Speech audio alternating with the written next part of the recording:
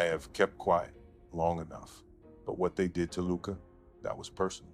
The GOAT is about to drop the wildest bombshell behind the Luka Doncic trade. And believe me, everything you've heard so far barely scratches the surface. What I'm about to break down will make you question everything you thought you knew about this deal. As defenders, is it important that you now have a defensive player that you're handed? And Luka, he seems to think that he's telling us that he wants some. Yes. Yeah. Yeah. For sure. Today, we're unpacking the real story behind the shocking Luka and Davis trade. The kind of twist that'll have you staring at your screen like, wait, what? And just when you think it's wild enough, wait till you hear how Diddy and LeBron are tangled up in this madness. It's insane how fast the NBA flips, man. 1 minute, Luka Doncic is torching defenders in Dallas, smiling like it's just another night at the office. And the next, rumors say he's packing his bags for Los Angeles. You'd think the Mavericks would be the last team on earth to move their golden ticket, but this is the NBA. Loyalty sounds nice until the salary cap bites back. Suddenly, your superstar isn't a savior anymore. He's an asset with a price tag. When word broke that Luka Doncic had been traded to the Lakers for Anthony Davis and 2 future picks, the league didn't just react, it exploded. Every timeline turned into chaos. Shams Charania dropped the tweet, and within minutes, ESPN, Bleacher Report, and every basketball show on the planet was in meltdown mode. Everyone swore Dallas had lost its mind, calling it another classic Lakers heist. But deep down, if you'd been paying attention, you could feel the tension brewing. Whispers of Luka's growing control, power moves behind closed doors, and front office drama that nobody dared to say out loud. Behind the scenes, frustration had been bubbling for months. Whispers about Jason Kidd's confusing rotations, players looking lost, and those press conferences where Luka looked done answering the same tired questions. The Kyrie extension was supposed to fix the chaos, to balance out the energy, but that duo never truly clicked. Dallas wasn't tired of Luka's brilliance. They were exhausted by the politics orbiting around him. Still, trading him? That's not risky. That's nuclear. I did know that Luka was important to the fan base. I didn't quite know it to what level. Because let's be real, Luka was the Mavericks. Their best player, their identity, their heartbeat. He carried that team through every dark season, every clutch moment, every playoff miracle. When the roster looked painfully average, he still made Dallas feel relevant. Even his teammates knew it. Derek Lively once said Luka made everyone better just by how much attention he drew on the court. And Derek Jones Jr. took it even further, saying Luka's court vision pushed everyone to raise their level. They didn't realize it then, but those interviews aged like warnings. Little reminders of how massive the void would be once Luka was gone. And here's the wild part. This move wasn't some last-minute panic play. Insiders say the Lakers had been working on it for months. Quiet calls, luxury tax gymnastics, long strategy sessions, and one shared goal: find their next superstar before time ran out. The Lakers were staring straight into life after LeBron. And let's face it, Anthony Davis wasn't convincing anyone he could carry that torch alone. His body kept betraying him, his numbers dipped, and the team fell apart every time he sat. So what did the Lakers do? Exactly what they always do. They went hunting for the next megastar to keep the empire alive. Oziroma, bom rekel, kar strani nekaterih posameznikov, mogoče hinavščina celo, da to pa me osebno boli, ker mislim, da se Luka absolutno tega ni zaslužil. Back in Dallas, emotions were all over the place. Heartbreak, frustration, and yeah, a strange sense of relief. Fans were crushed because Luka was their guy, the one who made Dallas matter again. But deep down, a few people knew this shakeup was coming. The Mavs had been running in circles for years. Strong, regular seasons followed by the same playoff heartbreaks. Maybe this trade wasn't betrayal. Maybe it was escape. Anthony Davis, to his credit, brought championship pedigree, elite defense, and that Hollywood shine that screams big market energy. Pair him with Lively, Grant Williams, and the rotation depth they snagged from those Lakers picks. The front office tried to paint it as a transition, not a teardown.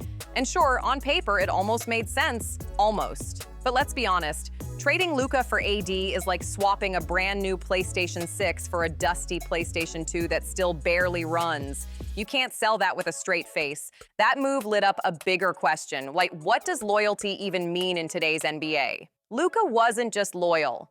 He built the Mavericks brand. He reshaped what it meant to be a European star in the league.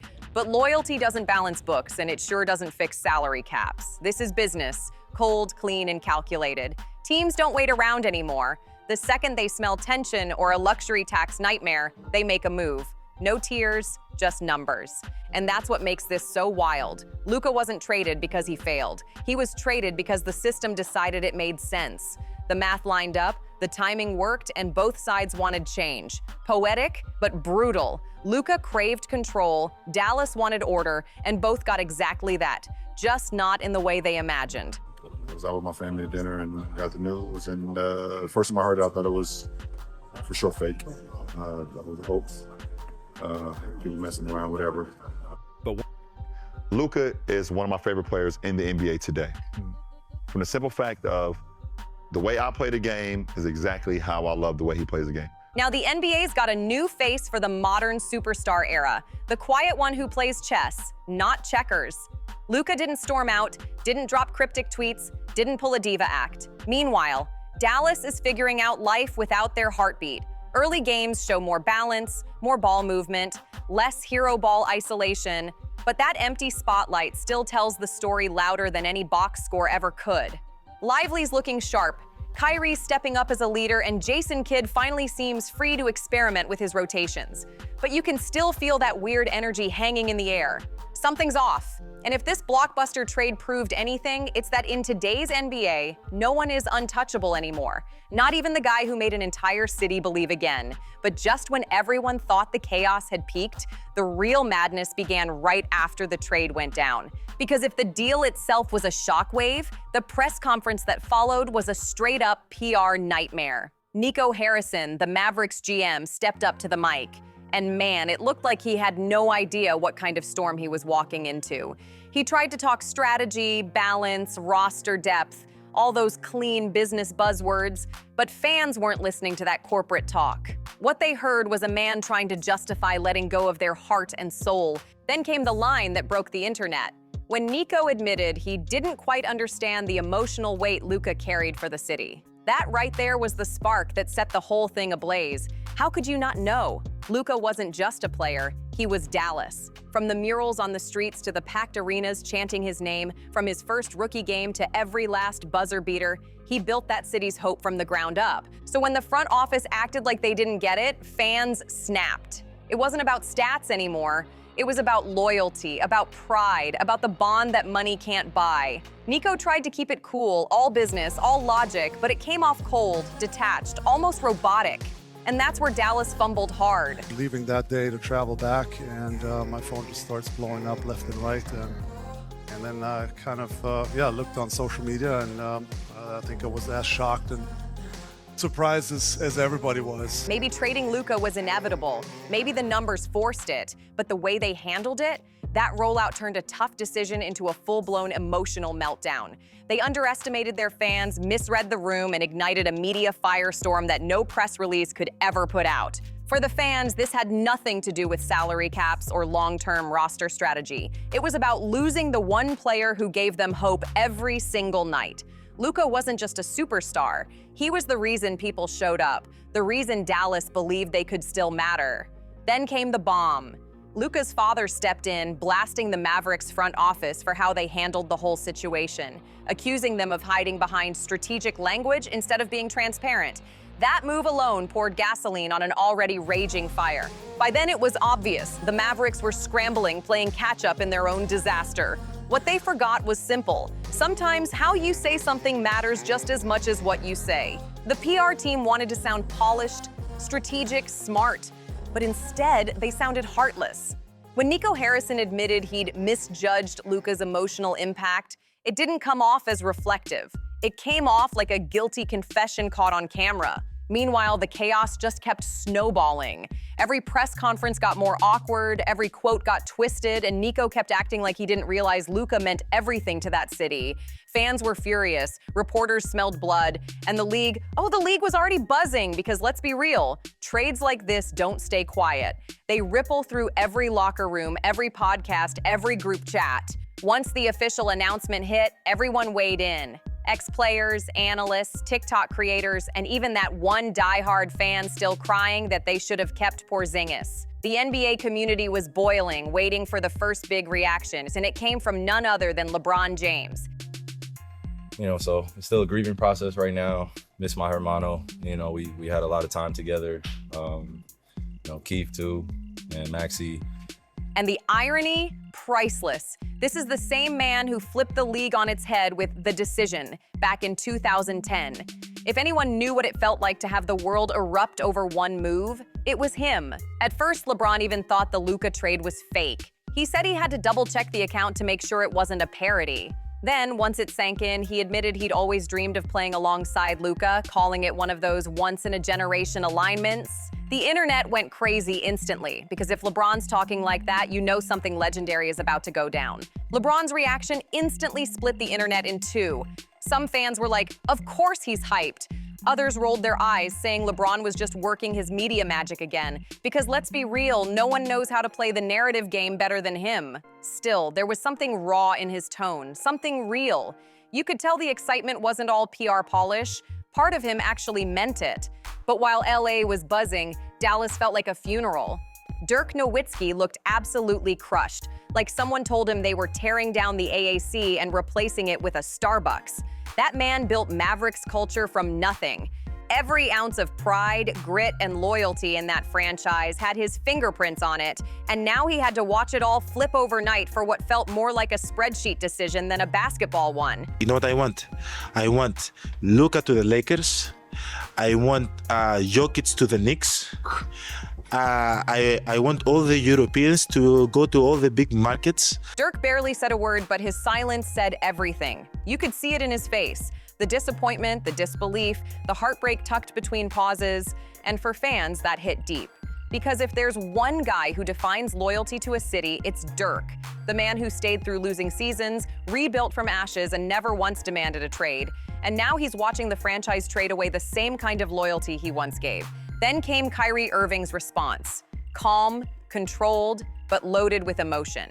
He called losing Luka like losing a brother, and you could feel how much that line weighed on him. Yet in classic Kyrie fashion, he found a silver lining, welcoming Anthony Davis to Dallas and calling it a new balance, a new opportunity. You could tell he was trying to hold the locker room together, even while processing the loss himself. Fans noticed too. Half the comments under that clip were basically, you can tell Kyrie's hurting, but he's keeping it together. And then came Giannis Antetokounmpo, who, in true Giannis style, turned the entire thing into a cultural mic drop. When asked about Luka's move to Los Angeles, he smiled and said, "It's about time we take the spotlight too." It was classic Giannis, humble but bold, funny but factual, and honestly, he wasn't wrong. For years, international stars were boxed into small market stories, expected to shine quietly, never steal the Hollywood glare.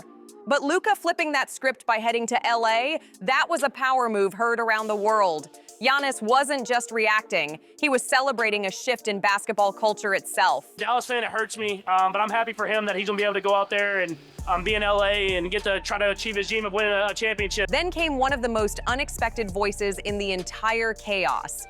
Jaylen Brown. His comments dropped in Netflix's Starting Five docuseries, and he did not hold back. He straight up said, that might be one of the worst trades of all time.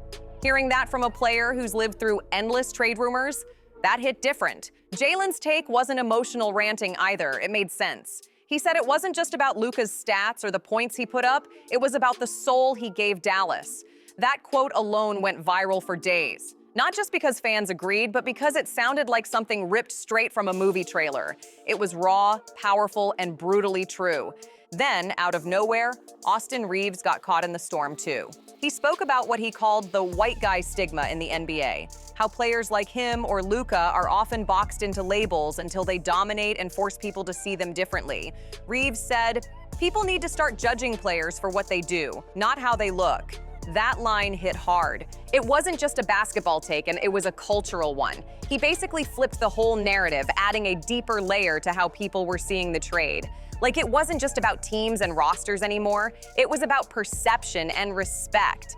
And because the internet loves chaos, somehow yes, the Red Hot Chili Peppers legend jumped into the mix too. He popped up on the same podcast with Austin Reeves and completely lost it over the trade. He said he literally had to sit down when he saw the news and thought it was fake at first. Then, after realizing it was real, he called it an insane move and started hyping Luca like he was a rock star joining the Lakers tour. I told Luka straight up, don't let Diddy's world pull you in. One of your teammates already made that mistake. He went on about how Luka's talent was unreal and said this might be the most exciting season in modern Lakers history. And it wasn't just Flea, Hollywood started buzzing like crazy. Celebrity fans were losing their minds, timelines exploding, tweets flying, everyone trying to process what they'd just seen. Even John Legend, a massive Lakers fan, couldn't hide his excitement. He jumped online practically glowing, saying he hadn't felt this hyped about the Lakers since Kobe's era. The trade wasn't just shaking the NBA, it was shaking Hollywood.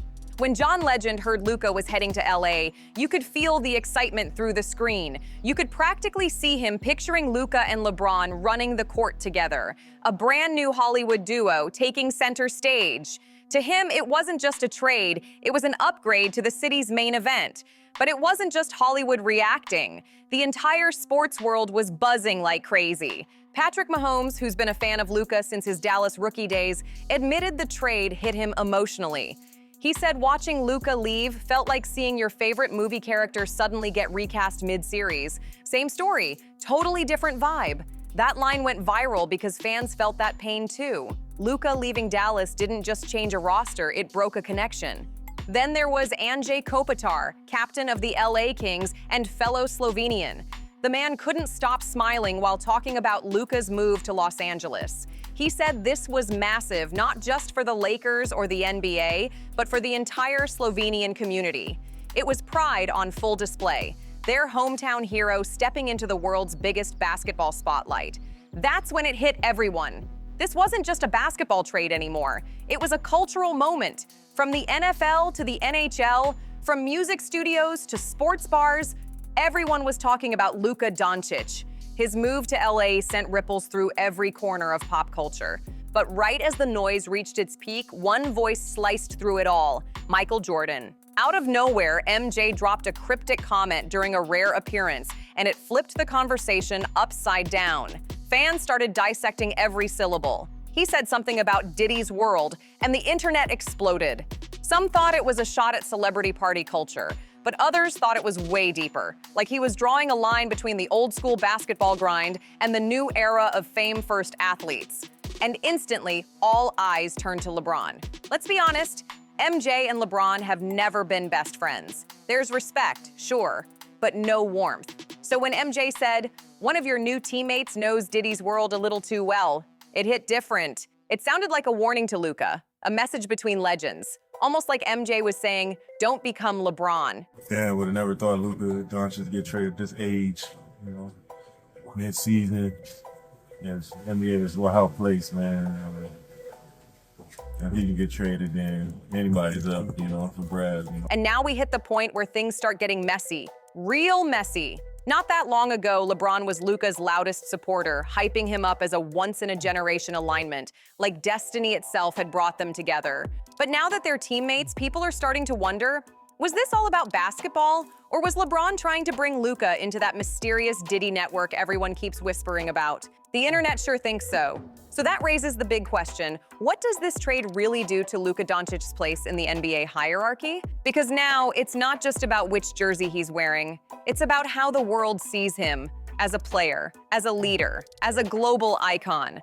Before all this chaos, before the trades, the rumors, the parties, Luka had already built something few players ever touch. From the moment he humiliated pros in Europe as a teenager to his rookie year in Dallas, he was the definition of a generational talent. By his early 20s, he was stacking triple-doubles like trophies, burying game winners that defied physics, and crafting that deadly step-back three that had defenders frozen. Luka rewrote what it meant to be a young superstar in the NBA. Then, boom, trade drama hit, and his story flipped. Suddenly, people weren't just talking about his stats, they were debating his legacy. Words like loyalty, greatness, and authenticity started flooding social media. And of course, the comparisons kicked in. LeBron, Durant, Kawhi, all stars who left, reinvented, and redefined themselves.